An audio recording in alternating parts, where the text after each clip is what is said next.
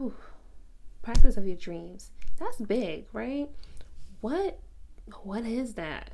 Have you thought about it? Hey everyone, welcome back to Ashley Speaks. I'm your girl Ashley, and today I'm going to be talking about building the practice of your dreams. But before I get started, go ahead and hit that thumbs up button for me if you are looking forward to having the practice of your dreams with everything you ever wanted and imagined inside of it, because I know I am.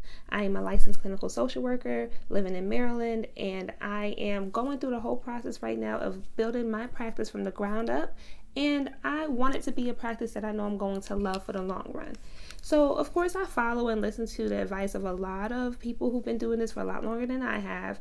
And pretty much all of them have something, whether it's a podcast or a video out talking about mistakes they made starting out and things they wish they knew, right? And a lot of them also say that they currently have a practice that they don't love, or at some point they had a practice that they didn't love and they had to go back and change things and add things to make it a practice that they do love. And I don't want to have to go through that.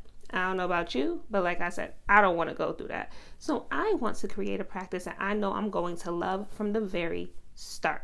Now, how do we do that, right?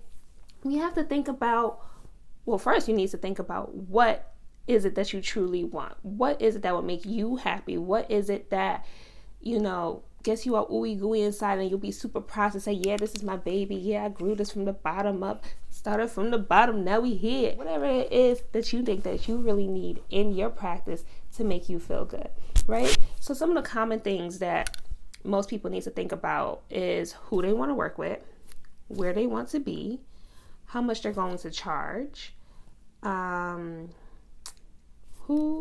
where, how much, the hours you want to work, and the days you want to work, right? I think those core 5 things are kind of like the core of your private practice. And if you, from the start, create a practice that speaks to those things, then you're off to a really great start, right? So a lot of us, when we first start out, we feel like we need to charge a really low rate because we're new to private practice, or maybe we don't have that much experience in the field and we feel like people won't charge us more. This is a soapbox of mine. I'm going to try really hard not to go too far on it, but we as counselors, social workers, mental health professionals need to stop undervaluing ourselves. Okay, you don't ever hear doctors saying, oh, I need to charge less because no one's going to want to come to my practice. We are just as important and essential as our doctors. Okay, we take care of the minds of people. All right, your mind is just as important, if not more important, than your physical. Okay, so we need to start valuing ourselves. We do not need to start from the bottom because we only have a master's degree, or because we only been in the field for 2 years, or because we're new to working with a population, or because of whatever he or she says. Okay, we need to start charging our full value from the very start. And this was a problem I realized even in agency work. I said I wasn't going to go on it, but I am. My first job after I got my master's charged me a whopping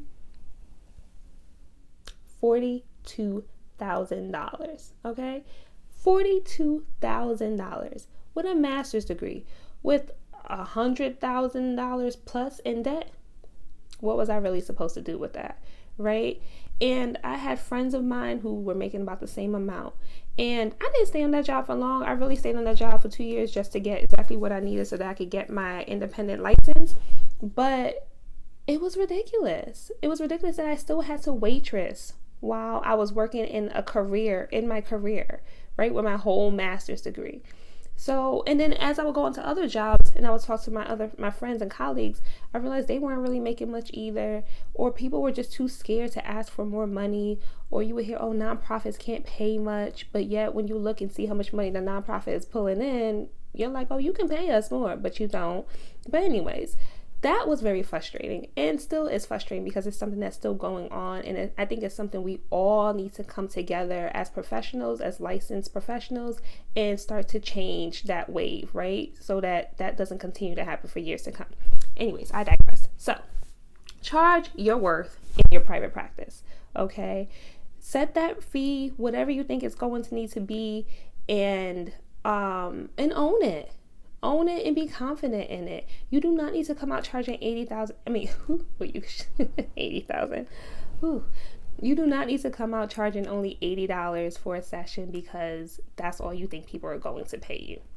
Hell, Medicaid pays more than that. I think they pay about $103 for a 45-minute session with an adult. So, and we know that's low. We know Medicaid don't pay much. So you should be paying charging well above that, especially if you're doing private pay, right? So let's get back to the order of things I kind of mentioned. So who do you want to work with? Okay. So many of us kind of feel like we need to be generalists. You know, we need to cover every single area of the mental health field in order to get clients. And I don't think that's true. I think you can choose who you want to work with and put your energy and your trainings into that and become an expert in that population. Okay. And, you know, be honest with yourself about who you really like working with. You know, agency work often makes us cover populations of all types, right? So just because you maybe worked with, I don't know, middle-aged, cisgender men for the majority of your work, and that's your experience, that does not mean that that's what you have to do in your private practice, especially if it brought you no joy, right? So think about who really brought you joy and who you want to continue helping, and have that be your population, have that be your niche. Now, where? Okay, so for me, I live in Baltimore, but I know I don't want to have my private practice in Baltimore. I want to have my private practice in the suburbs of DC. So that's where I'm going to have my private practice. Even if I don't live in that area right now, even if I'm going to have to drive to get there, that is where I'm going to start because that is where I want to be. So you could do the same thing wherever you want to be. Some people move to a whole nother state and city, you know, to start their practice because that's where they ultimately want to be and that's where they want to set their roots and grow. I don't think that you have to do it where you are. I think that you can go wherever you want to go and make that happen. Now, hours. What hours do you really see yourself working in your private practice? Now, yeah, you may be working a 35 to 40 hour job right now, but is that really what you want to do in private practice? Okay, so no, right? So how many hours do you really want to work? I know for me personally, I only want to work 15 hours once I'm up to full capacity in my private practice. But for most people, it's probably somewhere between that 15 to 20 hours a week they want to work. And keep in mind, when I say work, I mean actually do sessions, right? Because when you have your own business, there's going to be so many other things you have to do when you're out of session, right? So you're going to have to do billing. You're going to have to do marketing. You're going to have to send out emails. You're going to have to network. You're going to have to keep up with your website. So there's plenty of other things that you're going to have to do to take up time in that work week. So I don't want you to hear me say 15 to 20 hours and feel like, oh, I'm charging people an arm and a leg and I'm not doing anything else with the rest of the hours for the week. You're still going to have a good bit of stuff that you have to do, but you also want to be able to relax and have free time. At least I know I do, right? A big reason that I want to have my own private practice is because I want to have flexibility and I want to be able to chill and not be stressed and not be burnt out and enjoy what I do. Get back to the roots. The reason why I got into this field is because I want to help people, but I don't want to kill myself in the process. So think about how many hours you want to work and not how many hours you think you have to work in order to make your practice work, right? How many hours you want to work. And then also with that, you need to think about the days you want to work. So for me, I think an ideal practice would be like Tuesday, Wednesday, Thursday. Right? I have Mondays off, I have Fridays off, or I have Fridays to do marketing and emails and stuff, and I have Mondays off to just do whatever I need to do, be with my family, work on other ventures, whatever, right? So for me, 3 days, Tuesday, Wednesday, Thursday, that would be ideal.